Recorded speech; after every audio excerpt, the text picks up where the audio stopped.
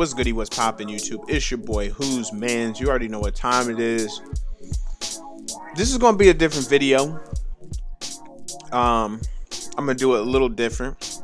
Not going to be so much on the playbook, but I will show plays out of this playbook. But yeah, if you're new, this is the 32 team series. I go through all 32 teams and all their playbooks, and I just highlight certain plays I like, and then I play a game with them in another video. Obviously, this is the Packers. If you are new, go ahead, hit the like, hit the subscribe. I'm doing all 32 teams. And yeah, so let's get into it.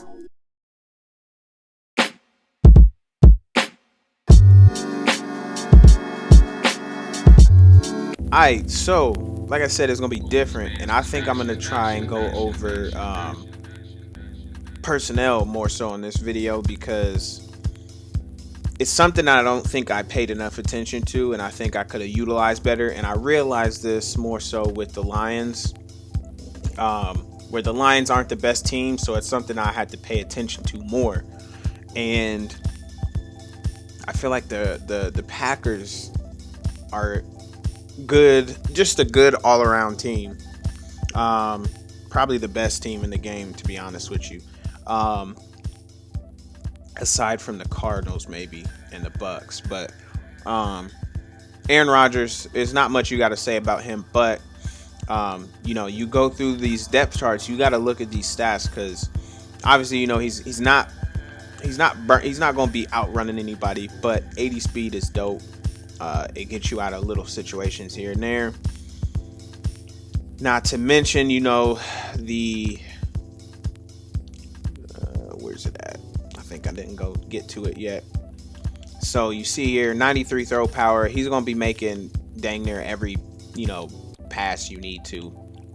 But the one nice thing about this is 96 throw on the run and 95 throw under pressure, which means when you get out the pocket and you need to make a throw on the run, you don't have to worry about it too much, and you don't have to worry about, you know, guys in your face too much. So that's one thing you can, you know, think about. Now, if you're using Jordan Love, as you've seen, he's 1 speed faster, but I should have stayed over there. But you see 90 throwing power is still good enough, but short accuracy is 84, 79, 80, and then his throw on the run is 81, throw under pressure is 81. So, you know, if you come across guys with, you know, really good defensive ends, or, you know, something like that, you may have some errant throws here and there, but with Aaron Rodgers, you don't have to worry about it too much. So that's something you got to think about. Aaron Jones, these running backs. AJ Dillon is a power back. He's 6 foot 247. That's huge. Then you got Aaron Jones, 5'9", 208. He's still a decently sized running back there, but they're two different styles. Aaron Jones is a good all-around running back, but he's also a really good receiving back. He's arguably one of the best receiving backs in the league, behind obviously C-Mac and Kamara, but he's definitely up there.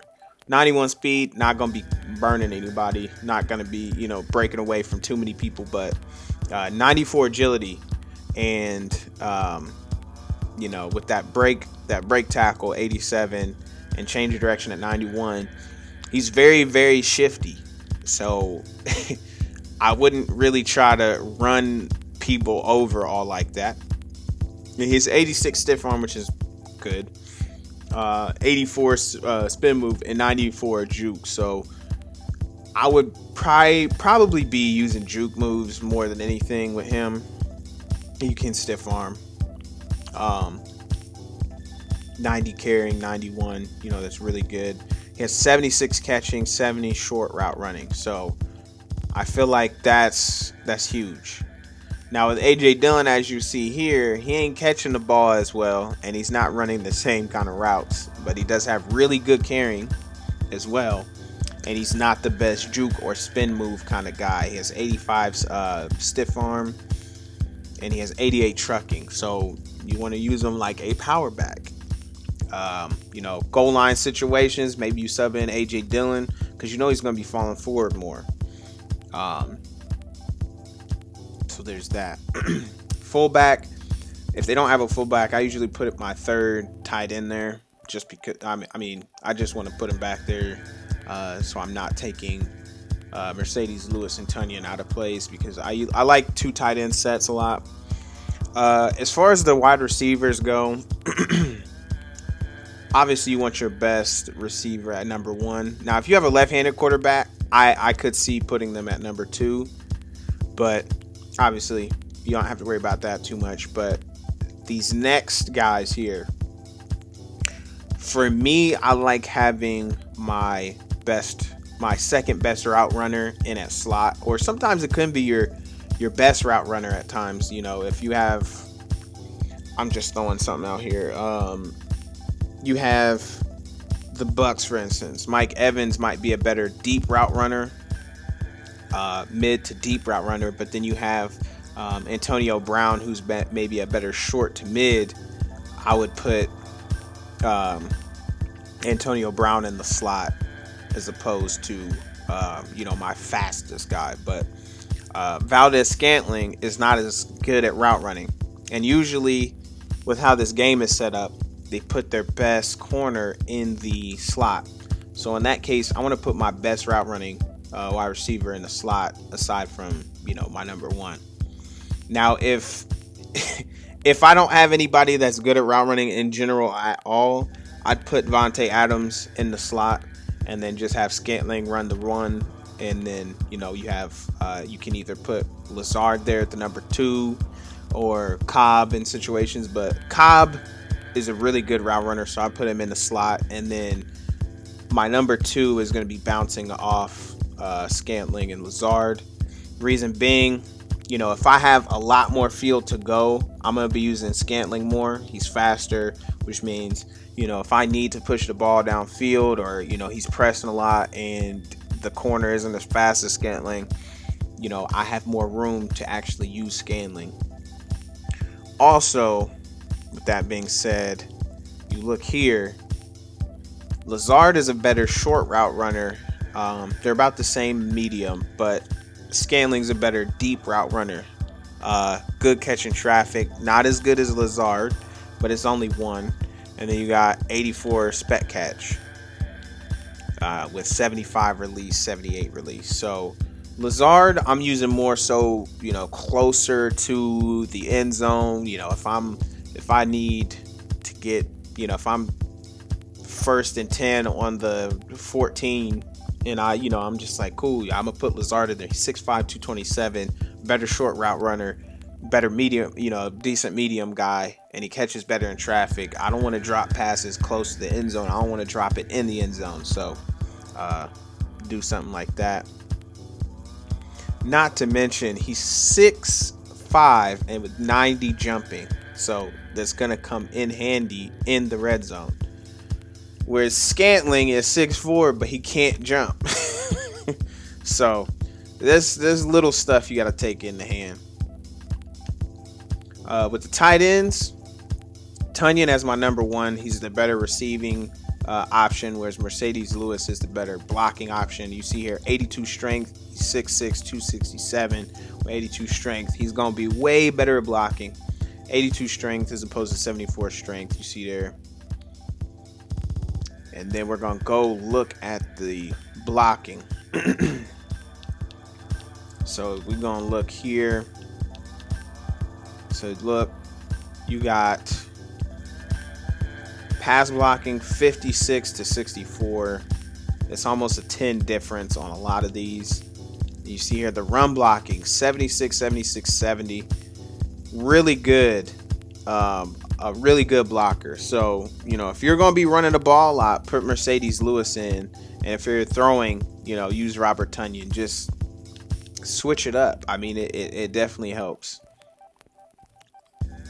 And then as far as defense, I'm not going to get into defense. I'll do that later, but I'm showing y'all that on defense. So the reason I talk about that is, for instance, on this close flex, I'm going to set it up, actually. Let me look. Let's see if there's any other place. So you got PA spot. we're gonna come out in his 95 mic. I'm gonna choose a random play. So the nice thing about this is I have it set up right now for running the ball. You know that AJ Dillon is a better power back inside the lines. He's not going east and west. He's more north south, pound the ball. They come out in a heavy run front. You want to establish the run. AJ Dillon in. I have Randall Cobb in at the slot, Vontae at the number 1, and you see I have Mercedes Lewis in at tight end. This is ideal because I want my best blockers out there. I'm running the ball. Boom. Dillon falls forward more. So you're going to do a better job at running the ball when you have your better, run blockers in there. Now, switch it up. 2nd and 10. Maybe I don't want to throw the ball. Or I don't want to run the ball, I should say. So, sub in Aaron Jones. And then, you can keep Vontae there or Valdez Scantling because you may want that deep out, that deep option. You have Vontae in there, and then you put Robert Tonyan there. Now you have a better passing option, so maybe you want to show them the same look. I always come out in a run like this, but okay, cool. Maybe they're in man or cover 3. So let's try bench out. I'm going to send him over there motion just to see if it's a man or zone. Okay, cool. They're giving me an option.